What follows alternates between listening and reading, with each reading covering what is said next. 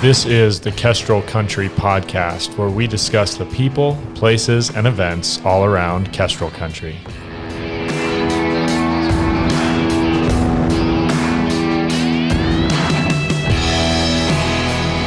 Hello and welcome to another episode of the Kestrel Country Podcast here in this new year, 2022. I'm joined once again by my lovely wife and co-host, Kathryn. Weiss. Hello. And we have Tiffany Bentley with us today, too. Hi, good morning. Welcome, Tiffany. We are here to discuss real estate, one of our favorite topics, and specifically 2021 year in review. So as we're looking at heading into a new year, the market doesn't always follow calendar years, but it's always good to look back and see what things had happened. And around here, it's slushy, snowy, rainy. And so we do kind of have a seasonality to our real estate market. So it's kind of a good time to pause and reflect and look at, what happened last year and what might be coming ahead. Absolutely. So looking at 2021, we pulled some numbers, but also just talking experience, which is why we have Tiffany and Mike on here to talk about trends that we've seen in Moscow, because last year was obviously a crazy year for the market. We saw a lot of upheaval, a lot of bidding wars, things going for high prices. So for the consumer, it can be discouraging. It can look like there's no way to get a home, but it does help to step back and actually look at the data. Yeah. Well, and not just that. I think one of the ways that I wanted to start a conversation is ask you, Tiffany, so you've been in Moscow for a long time. Mm-hmm. So has Kathryn. Mm-hmm. I've been here a while now, but it always seems like everything's unprecedented. This is crazy. How did you feel about 2021? Having been in this business a while, was it just a totally unique marker year? Have you seen this before? Kind of what was your overall impression of 2021's real estate market? I would say 2021's the word for last year was motivation. People were motivated to go out and buy property, buy land. I think that COVID shutting everything down was a good reflection for people. It was like a big speed bump in a way of what do I really want in my life? And so I think that was a ripple effect that we saw into the housing market and Idaho. Obviously, we've seen a huge influx of people moving to Idaho. But just giving that lifestyle of getting out there, enjoying your family, that small town, love your neighbor. And so I think we saw, a huge increase in our local market of motivated people, and not just that they were just complacent and happy where they were. So we saw a lot of people who wanted to build or buy land and build custom homes. That was a huge share of our market, I think, last year. We saw people who were trying to get into investment properties, more so, I think, than before. But I've seen a crazy market. I've been in this business for 18 years, so I've seen the 2008, hype before that, and then the slowdown, and so it's not uncommon for our market, for sure. Yeah. Well, you mentioned that land thing, and I had pulled some data and looking at it, and one of the things that really stands out is the land. I mean, everybody knows and everybody expected that we would see good price appreciation across single-family homes. One of the things that was surprising is in Latah County, so including Moscow, we had an 89% increase in the total volume sold of land, which was a 33% increase in the average sale price across land, which is huge. Is that something that you've seen in the past? Because I know I feel like land has always been fairly steady around here, and this was the first year that was serious appreciation fast in land. Very quickly. I mean, like I said, I've been doing this a long time, and it used to be that, you would call farmers on a big farm piece that might come out, and they're like, what? It's not $1,000 an acre. It's been $1,000 an acre for, 30 years. And then all of a sudden we saw, I was selling huge parcels of land that were $5,000 an acre. So, it had hovered around, that $3,000, $2,500 mark for land. But, people aren't coming here to break it up. They want those big parcels. They want that, elbow room. So, yeah, it was interesting for sure. Yeah. And it was hard to price. Absolutely.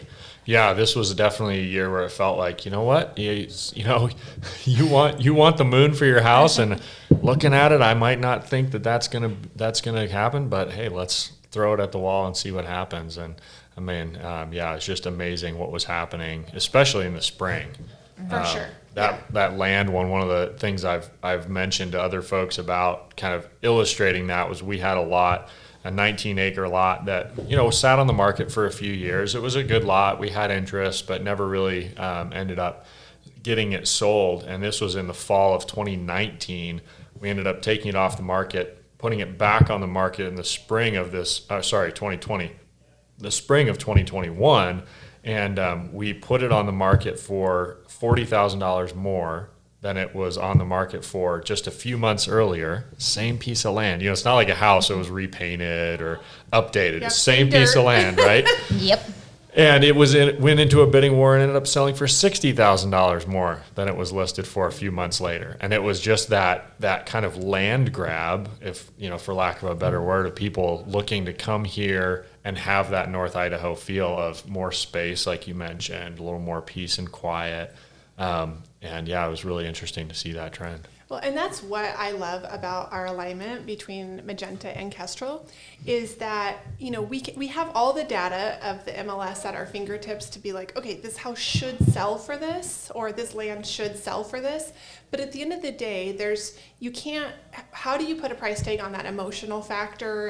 And I want that land grab, like you were saying. So I can say that throughout the whole year, Mike and I, or Jed and I, or Mike, Jed and I, or whoever on the team has collaborated to be like, hey, can I get your opinion on what does the charm factor have for value, or what does the shop value have? And that's one thing I love about our collaboration of our team is that we are so intentional in helping one another to serve all of our clients. Yeah, well, it's been a lot of fun. I mean, take it away from the market data, just a year in review for us. That's been really fun to see the team grow. Yep. And Kathryn became licensed in this last year, and Sandy, and my dad with us now, and Joyce onto your team in this last year. It is. I know. Well, no kidding. But so is the market. We saw Zillow's Zestimate crash big time last year, and so there's a lot to be said for local knowledge and local expertise about pricing, because it isn't just a perfect algorithm that works. Yeah, but then just seeing people within the team too, and the team as a whole grow, really fun to see kind of agents starting to get their feet under them and grow and do a lot in this last year. And there was a ton of opportunity and a ton of hard work. I think that's one of the things that's interesting in these markets, because one of the things too, when you're looking at the data, is sure the average prices are way up, but the quantity sold, this is like single family, which is what when you're talking about real estate, especially in Moscow, most people are thinking homes, right? Single family houses. I can't get out of the grocery store without somebody saying like, hey, how's it going? How's the market? And what do you think my house is worth now? Yeah. It's like, that's what everybody wants to know, because it's their biggest asset. It's their castle. So that's what they want to talk about. I can't even go to a family barbecue without talking real estate. Well, everybody's aware of it, or the garden center, or wherever you might be. Everybody's aware of the prices that have been driving up and the people influxing in.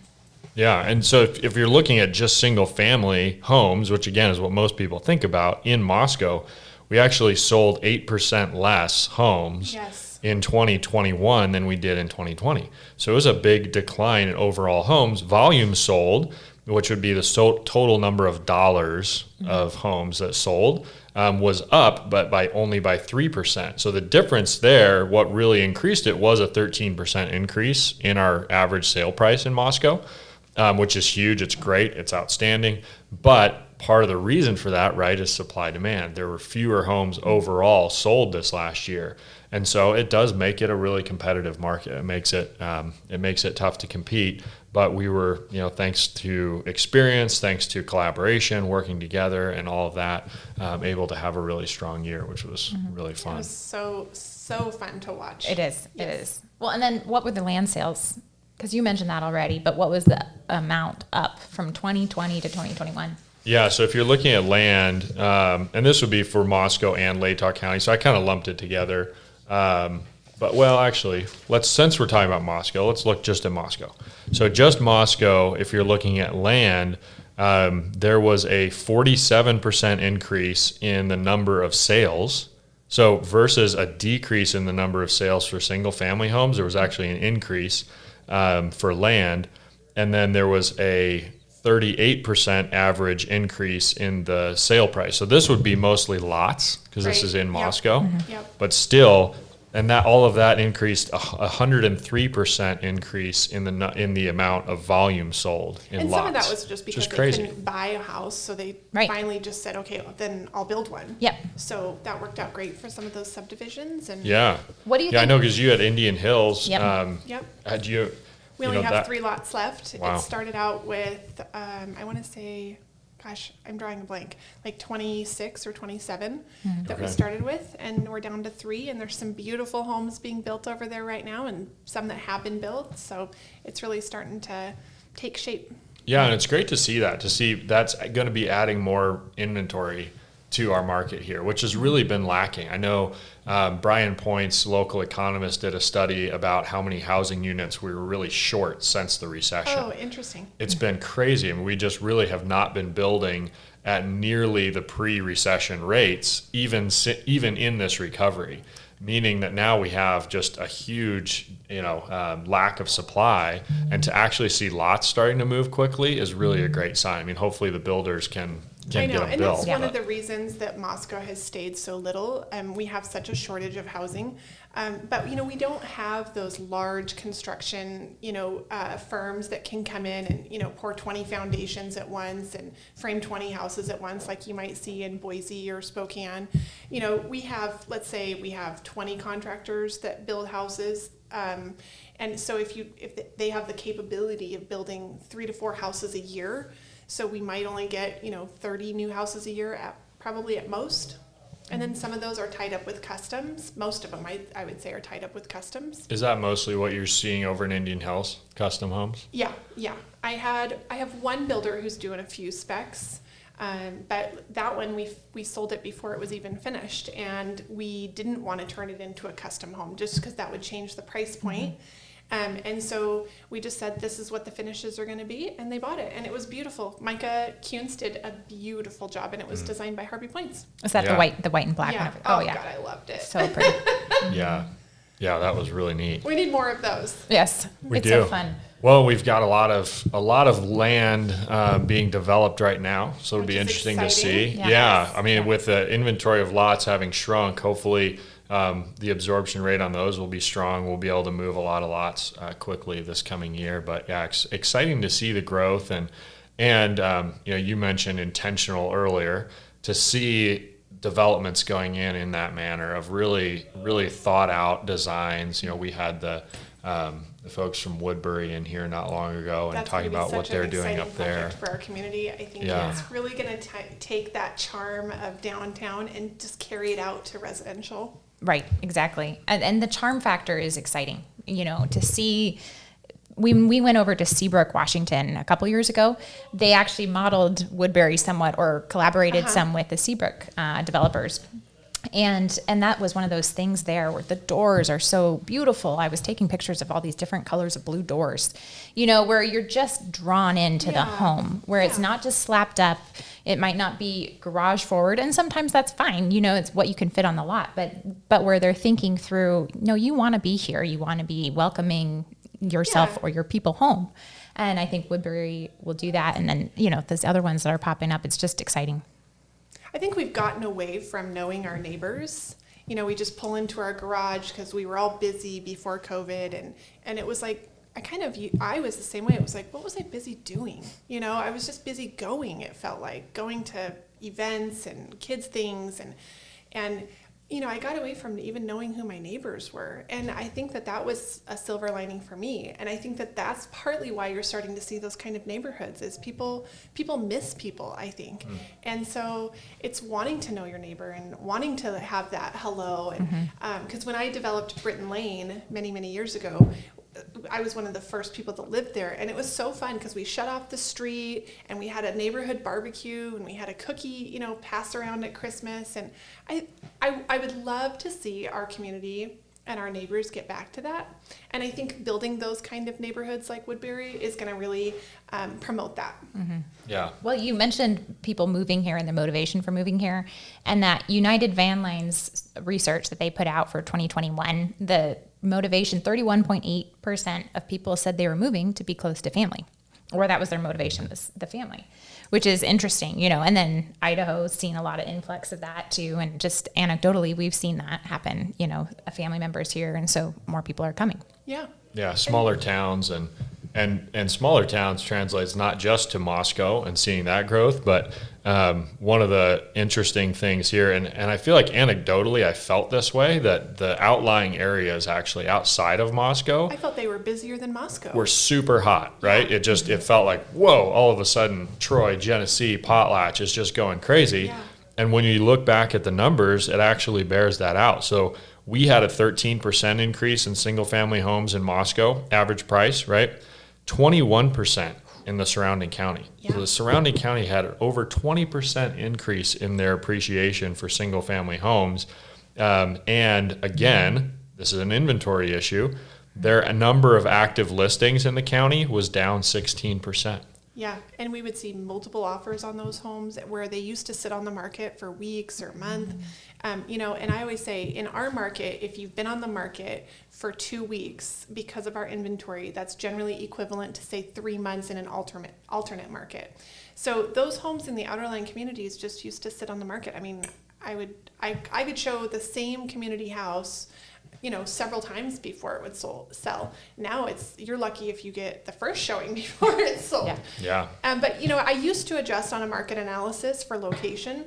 Like if I had to use a Moscow home for a Genesee or a Troy comparable, I would generally adjust somewhere, around $30,000 to $40,000 just for the commute. And now it's not that way anymore. I would say Genesee is pretty close to Moscow prices. Still a tiny bit less, but you've got that draw between Lewiston and Moscow, and so I don't really adjust a whole lot anymore for Genesee. Yeah. Well, and I think you're seeing, one, the prices are a little bit more attractive, certainly in the outlying areas, and that as Moscow gets expensive. So we've been throwing around different numbers, but the average sale price for a single family home in Moscow in 2021 was $406,705. That gets pretty tough, right? It does. In the county, $361,000. So still a lot. I mean, to think that it was over $350,000 outside of Moscow. More home too, so that's also a drive because you can generally buy more home outside. Yeah, more home. Some of those are going to have more land and all of that as well. But still, I mean, as Moscow gets less affordable for people, it's pushing them out to some of those outlying towns. But I think some of it too is like that Van Lines survey that you're talking about, Kathryn, is that people they're looking for that small town feel, and there's a lot of people that I talk to is like, well, actually, I don't necessarily want to be in that 10-minute range to Moscow. I want to be in Deary. I want to be in Troy. I love this little small town feel. It's kind of where I grew up in rural California or whatever it might be. And they have that almost nostalgia for it, but also just that love of kind of quiet and community and some of that. And I also think, you kind of have to give a shout out to these communities because they have really been investing in their community to have that drive. You've got the Pie Safe out in Deary. Oh yeah. Good grief, I wish they had a food truck here in It is Moscow. so good. But, So good. Or actually, I don't need a food truck here in Moscow. But and then Potlatch I think it's going to become the next little up and coming popular little hotspot. I really do in the next few years. Well, they have those great nurseries out there. They produce wonderful stuff for your garden. And Potlatch now has Red Fur, the really cute little coffee shop. Plus the views in Potlatch. You always comment about how beautiful it is when we're heading out to Potlatch. It's gorgeous. Yeah. Well, and you're seeing, to kind of talk about that up and coming downtown, there's been, I didn't pull the numbers on this, probably should have, but a lot more commercial activity in those towns too. There's been a lot of businesses turning over, a lot of downtown commercial. Potlatch, in The Troy, bank is for sale definitely. Yeah, it in is. Troy. Yeah. Yeah. And seeing people really investing in those communities big time, of planting there, saying, hey, I'm going to do something here and make this a destination. For sure. Yeah. So I think a follow-up question then from the buyer's perspective or the investor's perspective, if they're looking at Moscow, looking at the prices increasing, where does it put them in terms of investing in it now or purchasing a home now in 2022? Are you asking in terms of like timing? I mean, asking in terms of timing and price. So if they're getting cold feet because of the values have gone so high and then they think it can't go higher, or is it something where, nope, this is still on the up, on the rise. We're not going to see a pop yet of the bubble, or where do you think it lands? Yeah, I've got some thoughts on it, but I'll let you go first. I would say one thing that people should consider if they feel like that they're getting outpriced out of the market on single family is to look at a duplex. Live in one side, and because you can, if you own or occupy a duplex, you can live in it for 3% down, which is unheard of, because if you were to buy that same exact property as an investor, you have to have 20 to 25% down. So I think that we saw that a lot because a lot of the duplex pricing was kind of all over the charts. So I think we were seeing people going, oh, I want to live here. I want to make it affordable. And how can I make it affordable? Mm-hmm. And it's by living next to your tenant. And we did that. That's how we got started in real estate. And I still have that same tenant who lived next to us 17 years ago, and I adore her. Mm-hmm. So, and they become friends. And so it's a good way to get your foot in the door for investing. And then we saw a lot of people too who their kids were going to be moving here, and it was a good place to put their money is into real estate. And so we saw them starting to kind of reinvest into their kids' education. Mm-hmm. Yeah. Yeah, I think obviously no one has a crystal ball, right? So we can't predict the future of what's going to happen. At the same time, we do have history to look back at, and what we saw during the 2007, 2008, financial or housing crisis at that time was really very little change here in Moscow. Yeah, we just hit a brick wall. Yeah, there was not a lot. We didn't have that massive depreciation that you saw in other areas of the country, and I think we're a fairly recession-proof town, partly because of the two universities. I mean, that's generally what happens when economic hardship happens. People go back to school. The government incentivizes it. They want to get that skill. They want to figure out how to be more competitive in the job market. And so universities tend to be counter-cyclical. So that helps us out from that standpoint.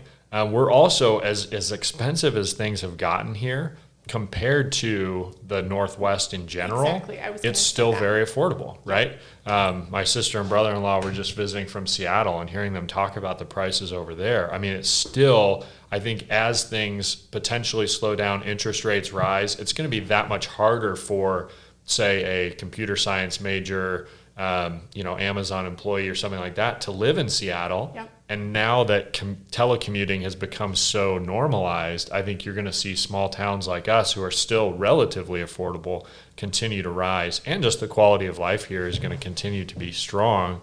So I would say get in now, and especially if you think you're going to be here a while, maybe the market does crash in the next couple of years and you lose a little bit of value. You're gonna get that back, right? For sure. Yeah. It's that whole idea of there's just only so much land, and for people who are dumping money into Bitcoin and other places, like real estate is a very similar type of investment. It may have some bumps, but it's gonna continue to go up. People always need a place to live. They're never making any more land, right, especially in a place like this. So. Well, and if you look at like the time that I've been in real estate, we're always about a year behind the national trend. So in 2008, when the housing, was a crisis across the country, we didn't see a decline in sales prices. When, throughout my entire career, if we were going to see decline, it was then. And so, but we stayed strong through like 2009 because we were a year behind, and we didn't lose value. We just kind of stopped, and then once the nationwide values kind of kicked back up, we just picked up right back with them. So yeah. I think that this year is going to be busy as well because of that same factor. And then same with investment sales. What I've seen in my career is that the rental rates don't really go up because you have to have rental rates to go up in order for the prices to go up. But what we saw this year was reverse. We saw the prices go up. So I think we're going to see rental prices go up because they have to adjust. But normally what we see is that the rental rates kind of stay the same. You might see like 3%, cost of living index increase, but then they stay the same for about 7 years. And then it's just this like quick rise, and then it just plateaus again for another 7 years. So I would say, I think that things are never going to get cheaper. You know, the cost of lumber we saw this summer, the cost to build, you know, there's not this huge profit margin for these contractors who are building these new houses. And so I would say now is the time to get prepared. It used to be that our market was the busiest between, you know, March through October, but what we've seen is people starting to get, again, more motivated. And so come about mid-January here, people are going to start calling because they want to beat that you know, quick market rush in March. And so I would say reach out to your local lender, get pre-approved, reach out to your realtor, sit down with them, tell them about what you're looking for, because those deals are coming, you know, in January and February. Yeah, That's great. no, I agree, and I think that for the people who say, which we hear more often now, of, oh, I'm just going to wait till prices drop. I'm going to hold on, wait till this market drops. You miss out on a lot by waiting. And one of the things you're going to see, if the market drops, likely it will be because interest rates rise. Right. And so if you're waiting for that, not only are you waiting, you know, and maybe your prices are a little bit better, but now your interest rates are higher. Yeah, so you're spending more money. And so it's a good time to get in. We think, you know, it looks like interest rates will rise this year. That's what the Fed's been signaling. And so, yeah, I'd say, you know, get in now and like you said, start the process early. Like that's a big piece of advice, because 2021 went super fast and every year goes faster. So it's like, you know, if you're just barely thinking about it, get on it now, because our market, yeah, as you mentioned timing, I think one of the craziest, home bidding wars kind of things that I've seen was in mid-January. Yes. It was like we had a little bit of sunshine, a little bit of a warm up, and boom, nothing else is on the market. People are in a frenzy, and it goes. And so if you're waiting till, I'll wait till March or April when things pick up, it can be too late. So. Yeah, we saw some of our best prices, our best, you know, inventory, and our best really thorough, motivated buyers who are ready and willing to buy come the first quarter of the year. Mm-hmm. And, you know, I think that it was your dad. I think you mentioned this in an office meeting. You said, I think your dad said, if you look back even 2 years ago, what you could have bought things for, don't you wish you could have bought everything? Yeah. You know, and it's so true. You could look back, you know, a year ago, what you could have bought a car for. We were just talking about this. Yeah. You know, and so I just think that, you know, the supply and demand has just proven that it's time to be intentional in getting your home and getting where you want to live. Yeah. Yeah. Well, I'm excited for this upcoming year. I think we've got a lot going, and Moscow has got a lot of growth ahead of it still. It'll be exciting to, again, see all these different developments take shape, see homes starting to get put up, and kind of see where the market goes as we go. So yes, I think it's a great opportunity for people, and just reach out to us. And we've got a lot of different personalities between the two teams, so any one of us can serve everybody. So absolutely. Right. Thanks, Tiffany. Yeah, thank you for having me.